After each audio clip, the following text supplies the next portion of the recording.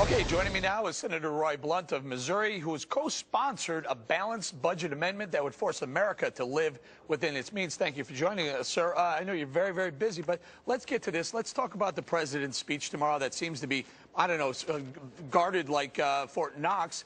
What do you think he's going to say? Any surprises? Do you expect to hear any surprises tomorrow? Well, it's guarded like Fort Knox, but I think it surprised everybody over the weekend when the president says, let's try again, let's have a mulligan here on the golf course. I don't like what I've said so far this year, the State of the Union message, none of the things in it that needed to be in it about our economy and growing jobs now and doing things about the budget, and neither did his budget proposal. So we'll see if this is a better effort. I'm sort of doubtful. I think we're likely to see a speech that is a pretty good speech but doesn't go anywhere, that there really won't be the kind of specific leadership that we need. If they don't like Paul Ryan's plan in the House, let's let them have something every bit as specific that they do like. Senator, I promised Representative Issa that I would ask you this question and the next senator behind you this question. How in the world did the tax cuts, the Bush tax cuts that were signed into law a couple of months ago, become part of the game now, where they brought back on the table? I thought there was a deal. I distinctly remember entitlement spending for people who needed unemployment benefits in exchange for the Bush tax cuts being signed into law for 2 years. Now they're not anymore? Well, Eric, I may have said on your program just a few weeks ago that we're exactly where we were 2 years ago in the tax situation. I think it was never a long-term commitment on their part, and frankly, it's been the tax problem since this president became president. People out there trying to figure out if taking a risk, creating a job, creating opportunity makes sense.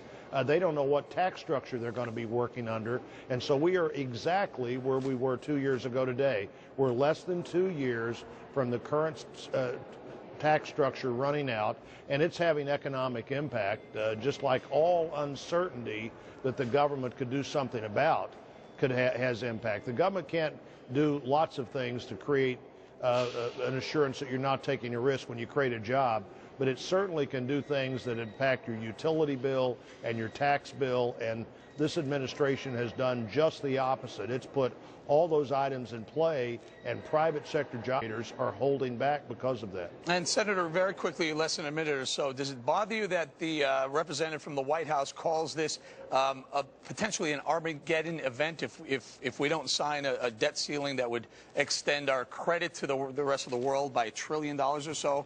Armageddon or calamity?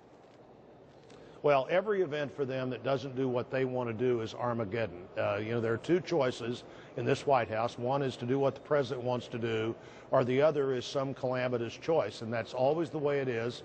Just a few weeks ago, $30 billion in tax cuts were in spending cuts were Armageddon. He agreed to that this weekend. I think if they force this debt vote without reforms, they're going to have to do it with just Democrats, and frankly, that's not going to be enough in the House. So they're going to have to come up with some real structural reforms, or they're not going to get the debt limit increase. But all you have to do to get them is prove that we're going to head down a path that stops what we've been doing. All right, Senator Roy Blunt, thanks for spending some time with Follow the Money tonight. All right, let's bring it out to our